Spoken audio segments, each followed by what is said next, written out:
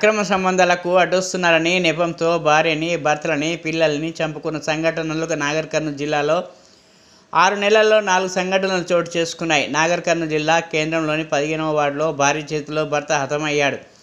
నాగర్ కర్నూలు పట్టణానికి చెందిన నీలాంటి శివ హమాలి పనిచేస్తూ కుటుంబ జీవనం గడుపుతున్నాడు.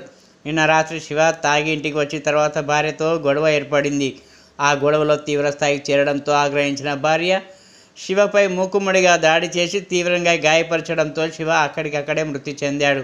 శివశంకర్, శివలీల ఇద్దరు భార్యాభర్తలు. వీళ్ళకు 10 సంవత్సరాల క్రితం వివాహం జరిగింది.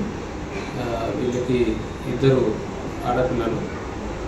శివశంకర్ అమాలి పని చేసుకొని ఉంటాడు. కానీ భార్య గృహిణిగా ఉంటుంది. గత కొన్ని రోజులుగా వీళ్ళిద్దరి మధ్యలో భార్య మీద అనుమానంతో భర్తతో గొడవలు జరిగింది. 2-3 సార్లు పంచాయతీ కూడా పెద్ద మనసులో పంచాయతీ జరిగిన తర్వాత కలిసి సంసారం చేస్తూ ఉన్నారు. నిన్నటి రోజు భర్త కూలి పనికి పోయి తాగి వచ్చి నైట్ ఇంటికాడ భార్యతో గొడవ పెట్టుకొని పడుకున్నాడు.